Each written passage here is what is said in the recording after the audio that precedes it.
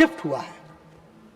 और हमारे पड़ोसी देश पाकिस्तान, जिसने हमेशा हमारे ऊपर बुरी नजर रखी और जिनके साथ पिछली सरकारों ने काफी रियायत बरती, उसको सही मायने में सही जवाब दिया है तो हमारे प्रधानमंत्री मोदी जी के नेतृत्व में भारत देश ने। और अगर तुमने उरी किया तो सर्जिकल स्ट्राइक हुआ, अगर तुमने पुलवामा किया तो बालाकोट एयर स्ट्राइक हुआ। और दोनों बार सुनिए, प्रधानमंत्री कभी किसी प्रधानमंत्री ने यह वक्तव्य नहीं दिया। उरी के बाद उन्होंने कहा था कि तुम्हें इसका खमियाजा भुगतना पड़ेगा, और पुलवामा के बाद उन्होंने कहा था तुमने बहुत बड़ी गलती की है, आगे समय का इंतजार करो, और वो उत्तर दिया था। और पहलगाम के बाद ऑपरेशन सिंदूर में न ही सिर्फ बॉर्डर के पास बल्कि घुस के मारने का काम भारत सरकार ने किया, मोदी जी ने किया, और वो भी स्वदेशी हथियारों से, और उनको आतंकवादियों को के कैंप को, बेस कैंप को नष्ट किया गया। और साथ में suspension of Indus water treaty वो भी किया गया। पहलगाम में अंजाम देने वाले आतंकवादियों को, उनको भी ऑपरेशन महादेव में उनको भी लिक्विडेट किया गया, उनको भी समाप्त किया गया। वो भी हम सबके सामने है। आज का भारत न्यू नॉर्मल के साथ खड़ा है, और न्यू नॉर्मल क्या है? न्यूक्लियर ब्लैकमेल करना बंद करो, कोई न्यूक्लियर ब्लैकमेल नहीं है। दूसरा, आतंकवादियों को प्रॉक्सी नहीं माना जाएगा, उसको सरकार का ही एक्ट माना जाएगा। तीसरा, सीमा पर आतंकवाद को उचित जवाब मिलेगा, और आतंकवादियों के साथ कोई बातचीत नहीं होगी, उस देश के साथ कोई बातचीत नहीं होगी। और इसके साथ साथ खून और पानी दोनों एक साथ नहीं बहेगा। तो ये एक नई सोच को प्रतिलक्षित करता है राष्ट्रपति जी का अभिभाषण।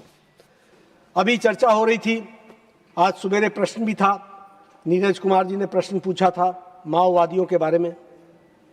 उधर से कुछ हल्के फुल्के मिजाज में ये भी कहा गया, हम भी कर रहे थे। मैं छत्तीसगढ़ का इंचार्ज रहा हूं पूरे 6 साल। मैंने देखा है आपके एफर्ट्स और हमारे एफर्ट्स में क्या अंतर होता है। उस एफर्ट्स को हमको समझना चाहिए। आज माओवादियों का जो 126 जिलों में प्रभाव था, आज वो घट करके 3 जिलों तक सीमित हो गया है। इसको हमको समझना चाहिए। और लगभग 2000 से ज्यादा माओवादियों ने सरेंडर कर दिया है, और उसका मूल कारण है no talks with terror. No talks with terror.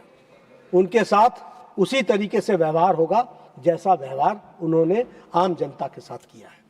और इसी तरीके से आज हम माओवाद पर, और अभी हमारे राज्य मंत्री ने इस बारे में चर्चा करते हुए बताया भी है कि वो एक समय सीमा के तहत हम माओवाद को जड़ से समाप्त करेंगे। एक और बात जो बहुत महत्वपूर्ण है वो ये है कि हमने अपने कल्चरल हेरिटेज को भी प्रिजर्व किया, और हम ये जो कॉलोनियल पीरियड था जिसको हम मैकॉले के नाम से जानते हैं, उस कॉलोनियल पीरियड से भी हम बाहर आने का एक बहुत ही साहसिक कदम प्रधानमंत्री मोदी जी ने उठाया है। सबसे पहले तो हमने रिक्लेम, जो भारत की चोरी हुई हमारी एंटीक्स थी, उन सब को वापस विरासत के साथ वापस लाने का, अपने विरासत की चीज़ों को, वो हम लोगों ने उसका एक भरपूर प्रयास किया है, और उसमें हमें काफ़ी सफलता भी मिली है।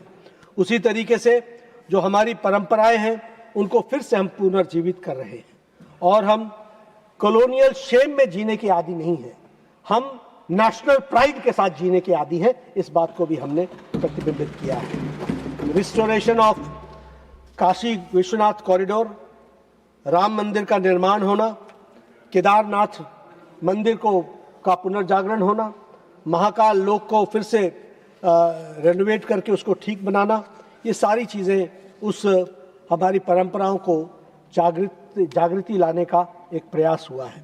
उसी तरीके से नेशनल एजुकेशन पॉलिसी में 2020 में भारतीय ज्ञान प्रणालियों पर जोर दिया गया है।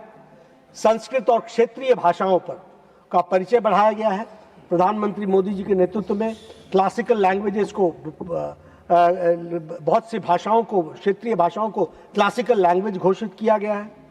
अंतर्राष्ट्रीय योग दिवस, जो योग हमारी विधा थी, इस विधा को अंतर्राष्ट्रीय मंच पर पहुंचाने का काम हमारी सरकार ने, आदरणीय प्रधानमंत्री मोदी जी के नेतृत्व में इसको किया है।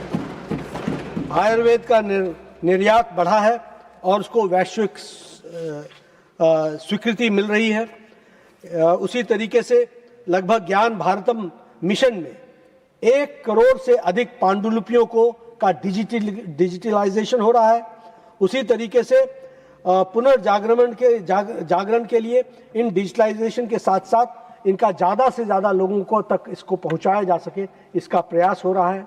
तो इस तरीके से मैं ये कहूँगा कि ये जो राष्ट्रपति जी का अभिभाषण है, यह अभिभाषण कोई रिपोर्ट कार्ड नहीं है, यह विकसित भारत का रोड मैप है जिसको उन्होंने इसमें प्रतिलक्षित किया है। 2014 में भारत संभावनाओं वाला देश था, 2026 में भारत प्रदर्शन वाला देश है और 2047 में भारत सर्वोच्चता पर पहुंचा हुआ देश होगा। इस तरीके से हम कार्यरत हैं। माननीय सभापति जी, हम जब राष्ट्रपति अभिभाषण की चर्चा कर रहे हैं तो मैंने सारे बिंदु जो आपके सामने रखने थे वो मैंने रखे हैं, लेकिन एक बात ज़रूर आपके सामने मैं कहना चाहता हूं कि जब महामहिम राष्ट्रपति जी, उनको मैं धन्यवाद तो देता ही हूं, लेकिन जब महामहिम राष्ट्रपति जी अपने वक्तव्य के लिए उठी थी तो उस समय विपक्ष के लोगों ने वहां हंगामा किया था, नारे लगाए। ये भारत के प्रजातंत्र के और हमारे जो पार्लियामेंट्री प्रैक्टिसेस हैं उसके विरुद्ध है, उन कन्वेंशंस के विरुद्ध है। पर सबसे बड़ी दुख की बात यह थी कि आप नारे तब लगा रहे थे जब राष्ट्रपति महोदया वंदे मातरम गीत के 150वीं जन्म जयंती का उल्लेख कर रहे थे, और आप नारे तब लगा रहे थे जब ऋषि पुरुष बंकिम चंद्र चट्टोपाध्याय, बंकिम चंद्र चटर्जी के बारे में ये मैं स्पीच लाया हूं। ये स्पीच का पहला पैराग्राफ वो पढ़ रहे थे। नासिर अब सुन लो, नासिर अब सुन लो, नासिर सुन लो। This period first paragraph 3rd line. आप हल्ला कर रहे थे उस समय, आप हल्ला कर रहे थे। This period has brought many inspirations with it. At present, India is celebrating 150th year of Vande Mataram. The people of India are paying homage to Rishi Bankim Chandra Chattopadhyay. और दुख की बात तो ये है कि जब ये नारे लग रहे थे तो ये टीएमसी के भी जवान उसमें आपके साथ शामिल हो रहे थे, ये भी ध्यान में रखना चाहिए। कहां गई आपकी बुद्धि? सर, ये नासिर जब चुन के आए थे पाकिस्तान जिंदाबाद बोला गया असेंबली में, तो इसलिए ये ध्यान में रखना चाहिए। देखिए, मैंने पहले भी कहा, खड़गे साहब, मैं जयंत से कहूंगा कि स्किल डेवलपमेंट मिनिस्ट्री में, जयंत जी, मैं आपसे कहूंगा कि स्किल डेवलपमेंट मिनिस्ट्री में एक नया चैप्टर जोड़िए। वो चैप्टर हो skill development for opposition parties. Opposition parties को कैसे ऑपोजिशन करना है ये सीखना हो तो हमसे सीखो, हमसे।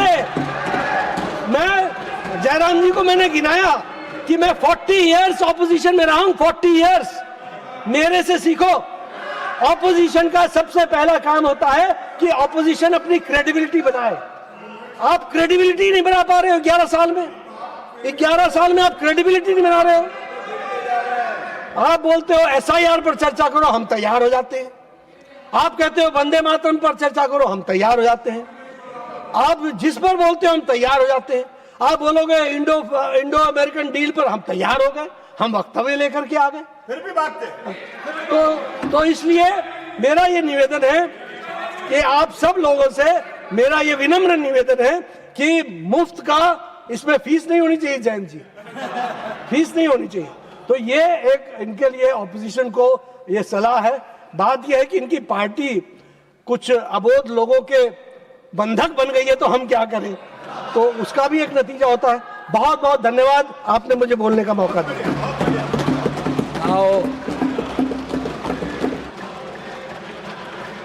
Now our Honorable Sriman Mallikarjuna Kharge ji, the leader of the opposition.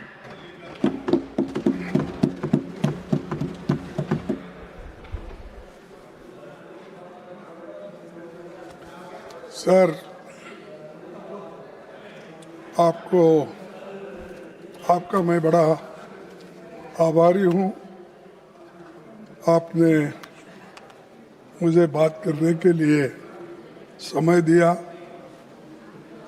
और हमारे नेता जिस सदन के बारीकी से अपने सारे विचार हमारे सामने रखे हैं। कोई अच्छी बात बोले, लेकिन सबसे ज्यादा अच्छे एलओपी बोल रहा है, क्या हो रहा है? सर एलओपी बोल रहे हैं, क्या हो रहा है?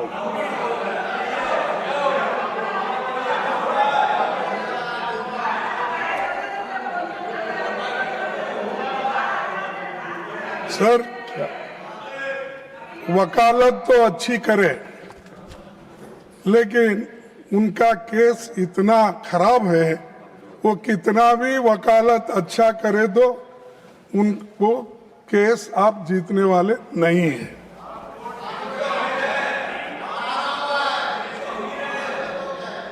क्योंकि देश की हालत आपने इतना खराब कर दिए है, इसको कोई दुरुस्त करता नहीं। अब हम देखेंगे आगे आने वाले दिनों में क्या हो। सर, सभापति जी, आपका आभार।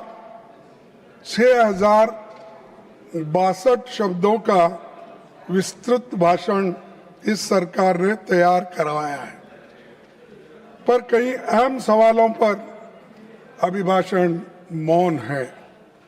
मैं सदन में सिर्फ 5 जरूरी मुद्दे आपके सामने रखना चाहूंगा।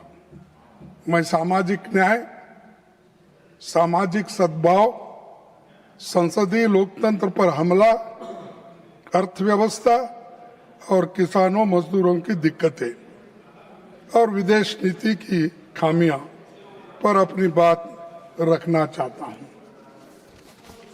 और आपके सामने ये दिखाना चाहता हूं कि कितना समय इन्होंने देश के जनता के भलाई के लिए दिया और कितना समय देश के बाहर इन्होंने बिताए, ये आप सभी को मालूम है। ये सोशल जस्टिस, सबसे पहले मैं सामाजिक न्याय पर बात रखूंगा। पिछले 11 सालों में मोदी सरकार ने सामाजिक न्याय के ताने बाने को कमजोर किया है। किया या नहीं किया है, तो उनके संवैधानिक हक हकूक पर चोट पहुंचाई है। राष्ट्रपति के अभिभाषण में महिला सशक्तिकरण पर बहुत बातें हुई, पर सच ये है महिलाएं बीजेपी के लिए केवल वोट बैंक बन के रही है।